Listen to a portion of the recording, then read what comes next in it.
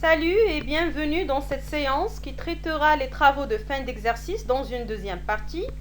Alors en fait, dans la première partie, on a vu la définition des travaux de fin d'exercice, leur utilité pour l'entreprise, ainsi que leur aspect légal.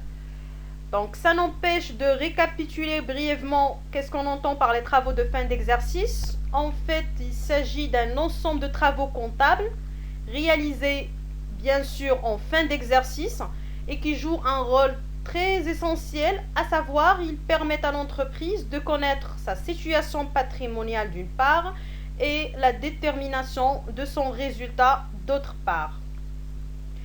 Durant cette séance, on va essayer de voir le processus à suivre afin d'arriver à ces travaux de fin d'exercice.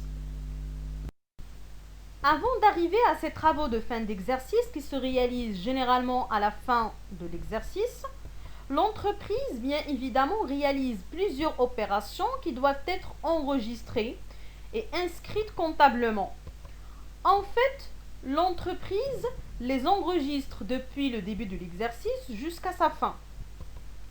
Elle commence par réunir et rassembler des pièces comptables. Donc ces pièces qui peuvent être soit des factures, des chèques, pièces de caisse, avis bancaires, ainsi de suite. Une fois rassemblées, ils doivent être enregistrés sur un premier document comptable appelé le livre-journal. Et bien sûr, cet enregistrement doit se faire d'une manière quotidienne.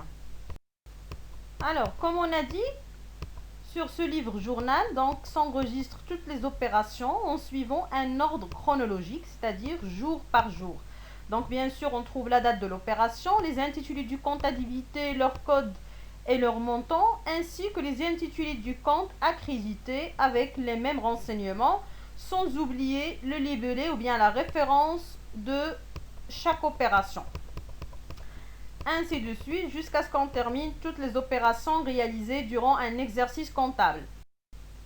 Alors, une fois ces opérations sont enregistrées sur le livre-journal, ils doivent être absolument reportés sur un deuxième document qu'on appelle le grand livre. Ce grand livre qui regroupe un ensemble de comptes schématiques où les opérations sont enregistrées bien sûr jour par jour, mais qui suivent leur nature de compte et de classe. Donc une fois le compte est renseigné par l'ensemble des opérations correspondantes, il faut absolument calculer les soldes. Alors soit on obtient un solde débiteur, soit un solde créditeur. Une fois les soldes sont calculés, on passe à l'établissement de notre balance. Il s'agit bien évidemment d'une balance avant inventaire. C'est-à-dire avant inventaire, bien sûr, comme son nom l'indique, avant la réalisation des travaux d'inventaire. Cette balance vient pour vérifier et contrôler l'exactitude des comptes. Bien sûr, après les avoir condensés sur un même tableau, il faut veiller au respect du principe de la partie double, c'est-à-dire la réalisation de l'équilibre. Voici la présentation de notre balance avant inventaire. Donc bien sûr, l'enregistrement des comptes suit l'ordre du plan comptable. Une fois on termine l'enregistrement des sommes, il faut les solder. Bien sûr, les soldes ils ont été déjà déterminés au niveau des comptes schématiques. Il faut que les reporter. Et finalement, on calcule les totaux. Une fois la balance avant inventaire au 31/12/N a été établie, c'est à ce moment-là que l'entreprise commence ses travaux d'inventaire. Bien sûr, on commence tout d'abord par la première étape, à savoir l'inventaire extra-comptable. Il s'agit d'un recensement et une évaluation physique de tous les éléments du patrimoine de l'entreprise. Une fois l'inventaire extra-comptable est terminé, on passe réellement aux écritures de régularisation, ce qu'on appelle purement et simplement les travaux de fin d'exercice. Ces travaux de fin d'exercice sont de deux natures. Ceux qui portent sur les comptes du bilan et ceux qui concernent les comptes de CPC. Pour les comptes du bilan, on trouve l'amortissement et les provisions. Et pour les comptes de CPC, on trouve la régularisation des stocks ainsi que la régularisation des charges et produits. Une fois ces écritures de régularisation terminées, on établit notre balance, mais cette fois, il s'agit d'une balance après inventaire au 31/12N. Toujours les deux balances concernent la même année, le même exercice comptable. Sauf que la première balance, c'est-à-dire la balance avant inventaire, on n'a pas encore réalisé les travaux de fin d'exercice, mais on a enregistré toutes les opérations comptables normales.